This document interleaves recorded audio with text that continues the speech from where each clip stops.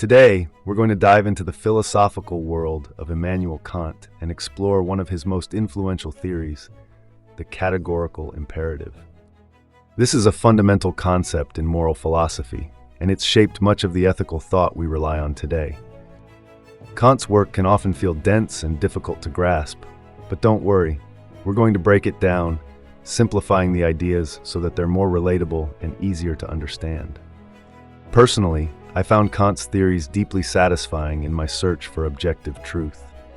His clear distinction between subjective experience and universal moral laws provides a firm foundation for understanding the world. Interestingly, you'll notice that some of Kant's ideas resonate with Vedantic philosophy, especially in how they explore the nature of reality and moral duty. Kant's work doesn't just stop at understanding reality. It also ventures into the idea of moral liberation, how we can free ourselves from irrational behavior and act based on universal principles. Before we dive into the details, let's quickly outline Kant's most significant contributions and the key ideas that define his philosophy. In the late 18th century, Germany became the center of a new philosophical movement known as German idealism. Kant was one of the pivotal figures leading this intellectual revolution. Kant's most influential works include the Critique of Pure Reason, the Critique of Practical Reason, and the groundwork of the metaphysics of morals. These texts are essential to understanding his approach to knowledge, ethics, and reality. But first, what exactly is German idealism? In simple terms, it's the philosophy that argues reality is shaped by our minds. Our perception and understanding of the world are central to what we consider real. One of Kant's key theories is transcendental idealism, which states that while we can know the world through our senses, there are limits to what we can understand. We can never fully know things as they are in themselves. Kant divides reality into two realms: the phenomenal world, the world we experience through our senses, and the noumenal world, the world as it exists beyond our perception. The phenomenal realm is bound by space, time, and causality. It's the world of sense perception, the world we interact with every day. Kant emphasizes that the laws governing the phenomenal world, like cause and effect, apply universally to everyone, without exception. But if we believe this phenomenal world is the only reality, then we must accept that everything is determined by causality, leaving no room for freedom. In such a world, there wouldn't be any objective moral facts, only subjective moral opinions.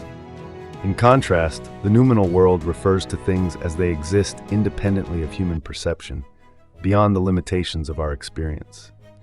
According to Kant, true freedom can only exist in the noumenal realm, outside the constraints of the phenomenal world. And this brings us to Kant's most famous concept, the categorical imperative. It's a universal moral law that applies to everyone, regardless of circumstances. For Kant, the only thing that is intrinsically good is a good will, the intention to act according to moral law. Kant argues that as long as your intention is moral, the result doesn't matter. What's important is that your actions are based on moral facts, not subjective opinions. Interestingly, you'll find similar moral philosophies in Buddhist and Jain traditions, where the focus is also on intention rather than outcomes. In a world governed by cause and effect, there's no real freedom. Our actions would all be predetermined. And without free will, the very concepts of right and wrong lose their meaning because moral choice requires freedom. To make this clearer, we'll break it down into two parts, starting with Kant's view of morality. Let's begin by looking at Kant's definition of the categorical imperative. He says that rational agents must act according to maxims that they would want to become universal laws. This means that every rational person has an obligation to act in a way that their actions could serve as a universal standard for everyone. Kant emphasizes that if we want to be truly rational and free beings, we all have an obligation to act morally. This is not a choice, it's a duty that comes with our rationality. The rule behind your actions should be such that you would want it to apply universally. In simpler terms, if you're doing something, it should be something you'd want everyone else to do too. Just like Newton laid down universal laws for the physical world, Kant aimed to create universal laws for the moral world, guidelines that apply to everyone, everywhere. Kant's moral philosophy is grounded in objectivity. He doesn't leave any room for subjective feelings or personal opinions. Everything is based on moral facts. For Kant, the greatest evil is when we seek special treatment for our irrational actions. For example, if you do something wrong, but expect others to follow the rules, that's irrational. Take a murderer as an example.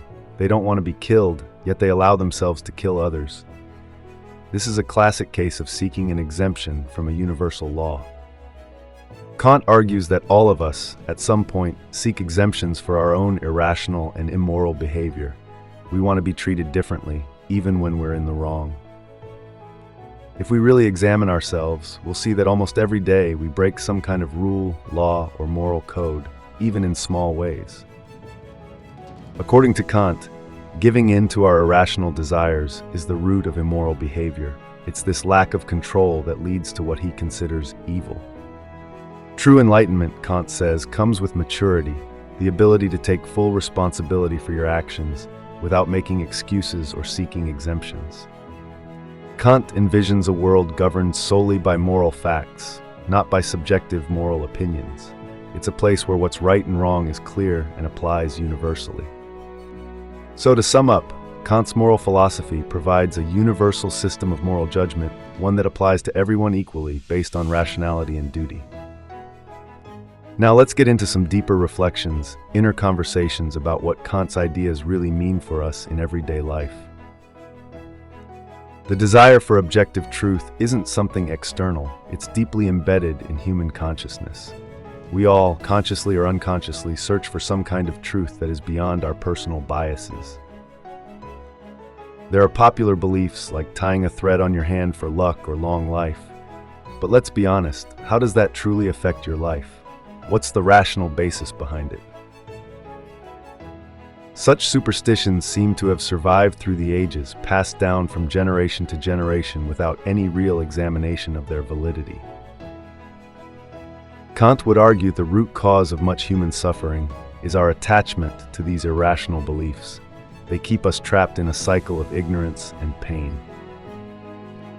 Imagine how Kant would have reacted to such superstitions. He'd likely question their logic and demand that we base our actions on reason, not irrational tradition. Now let's apply Kant's theory of universal moral judgment to these irrational beliefs. If everyone acted on these beliefs, would the world be a better or worse place? What if everyone simply did what made them feel good? Would that be a moral world?